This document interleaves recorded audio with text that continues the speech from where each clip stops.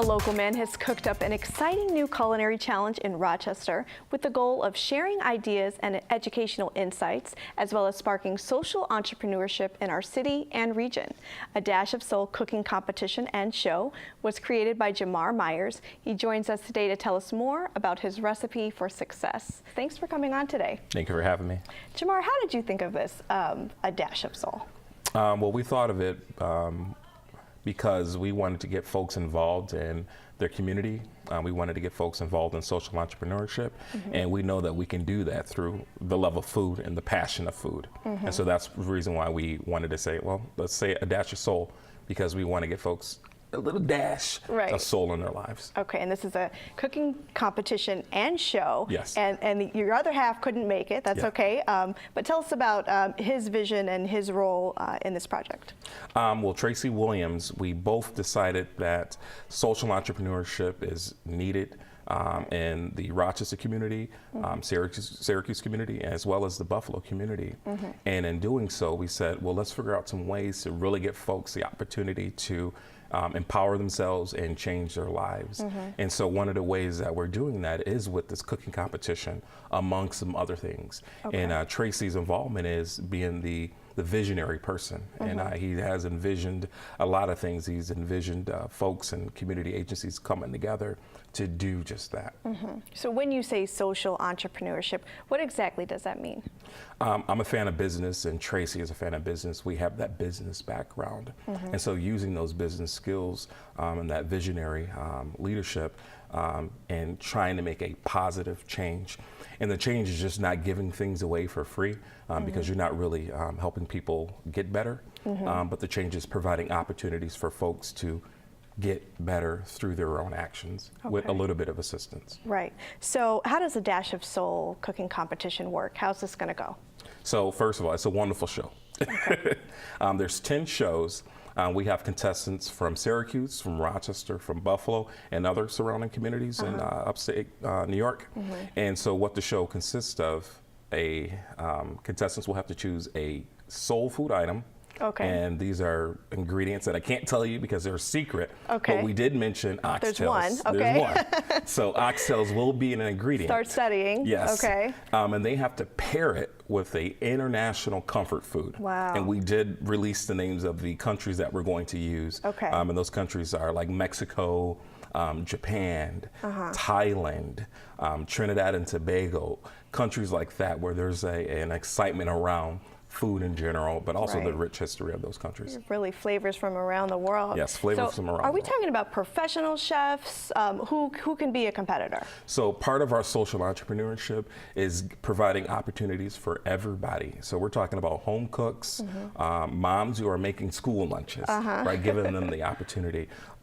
Students who are in culinary programs or culinary schools, as well as sous chefs who are currently working in a restaurant and they just want something different, something new, and a greater opportunity. So it's open to everybody. So tell us about some of the cooks that you've already selected. I did see on Facebook there's a mom, so I'm rooting for the moms. Yep, there's a mom. There's a teacher who I got the opportunity to have a conversation with.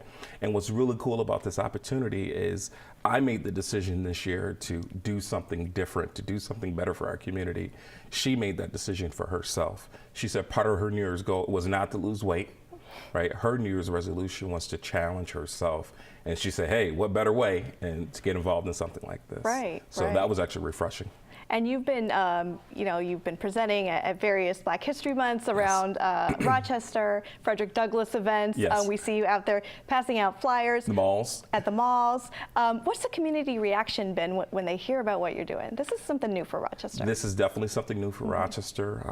The community has been very open about it. Everyone is talking about soul food. What?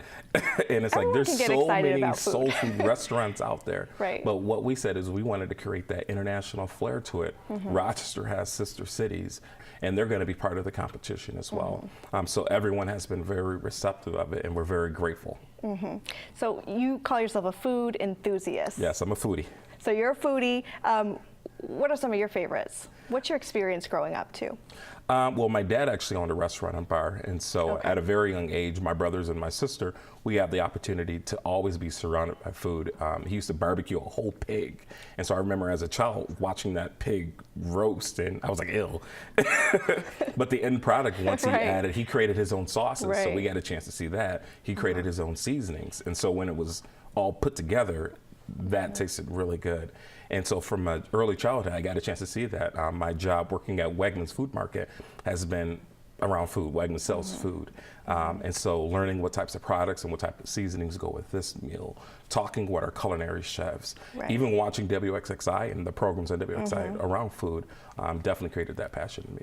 Right. So you talk about how you enjoyed watching that process growing up. This is actually going to be an interactive thing where the community can come in and actually watch this competition happen. It's being taped as a show. Yep. We want to definitely inspire people to first not only see themselves making that meal, but we also have sponsors who are providing some ingredients and some products for them to take home with them.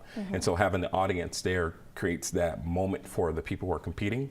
And we want that. This is going to be a live event. It's going to be a show, and the audience members could get involved as well. And so one of the things that we joke about and that we're going to have is that the contestants have a lifeline. And so if they're struggling, you know, they can actually use one of their lifeline, which is actually getting the audience to participate. And so that's one of the things that we wanted to do. People always look out for things to do, and this is one of the things you can do. You can either make it a date night or a family night as well. Something different. So, and where's this going to take place at? It's going to be at the Convention Center. Rochester Convention Center. Okay, so how about judges? Who gets to judge all of these wonderful dishes? Well, we're looking for 4 judges per show, and we already have the criteria developed for those judges, but the audience will get the opportunity to judge as well. And that's the reason why we wanted to make it so interactive for folks, is because we want everybody to have that opportunity to participate, but also we get back to social entrepreneurship, thinking about what they can do in their own communities. And so by having everybody participate as a judge or as an audience member or as a contestant, people can bring back that passion to do something better, you know, and bring it back to Buffalo or bring it back to Syracuse. And we'll love for folks to get more involved in Rochester. So without giving too much away, what are the judges going to be looking for? Obviously good taste. Yes, good taste, appearance, smell. You know, we don't want something that's burnt and it smells burnt. And that's a big takeaway with food. They're also looking at how the contestant deals with stress in that cooking environment. They're looking at how the contestant cleans after themselves, because everyone wants to be a cook, but there's some behind the scenes things that the cook needs to do. You don't want them using dirty dishes or just making a mess, right? But also they're looking at food safety. How do they prepare that meal? Was it prepared in a way where the meat was cooked to the right temp? Were the veggies used, were they mushy, or did they have the right texture? Just things like that. So there's a number of things that the judges will have to look at. Now, for the contestants, you already have some selected. Yes. So you're still looking for more. Yes. What are you looking for in those contestants, and what's the process to apply? I'm looking for the contestant that first has the love of cooking. They don't have to be an expert in it, but they do just have to have that passion, because there's something about that passion. It speaks through their food. They'll have enough time to prepare themselves for the competition, so I don't want them to be nervous about that, but they definitely have to have a passion and a love for food. And sometimes they do have to have the understanding of the kitchen terminology, and that's very helpful. But they also have to have a different personality. We don't want everybody bubbly, We want people to have unique personalities that, you know, makes the show intriguing. You know, the little drama here and there, things like that you normally see on a cooking show. So. Right. So when it comes down to selecting the final winner, how those last few shows look? Pretty intense, I'm sure. It's going to be very intense. And the judges will be involved in that, the audience will be involved in that, and the contestants will have the opportunity to first succeed, because we don't want anybody failing. But part of that success is, you know, how good am I compared to someone else?